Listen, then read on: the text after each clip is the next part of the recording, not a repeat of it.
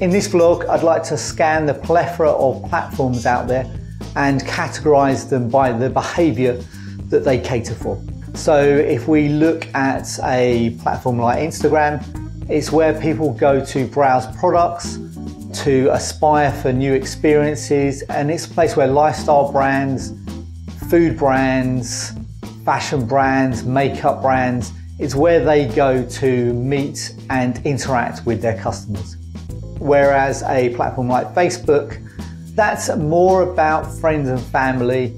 It tends to be a space where you meet to discuss and gossip and celebrate shared occasions like birthdays.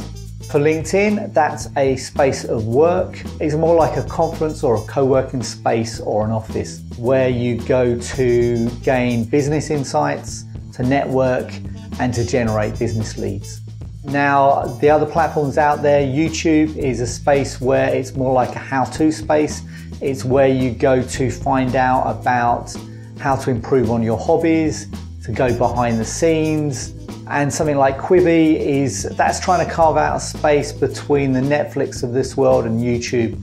It's for the commuter or the person in a hurry on the move that's looking for diversion but is short on time. Now, two of the areas that haven't really been disrupted by the big tech companies in the same way as those ones have are health and education. Now, there's been a really interesting article in New York Magazine written by Scott Galloway, and he predicts that the tech companies are going to move into education in a big way, and that those spaces are going to be disrupted fairly significantly. Now, this opens up the possibility that we're going to see lessons and lectures become more like productions with a team of writers, directors, and presenters. I also think it's going to encourage children's programs to look to add skills acquisitions to part of the appeal of the show.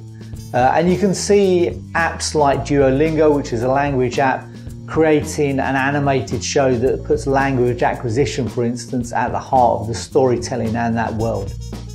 I don't think it's going to be moving towards something that we've seen in the masterclass series of lessons, which is using a celebrity to act as a teacher, because I don't think celebrities and personalities are often very good teachers on the whole. What I think we might be seeing is that there may be space for a talented teacher that's very charismatic and good on camera, a bit like Sir Ken Robinson, to become a star in their own right. But what I'm really interested to see is whether we might see the emergence of a new content platform dedicated to education.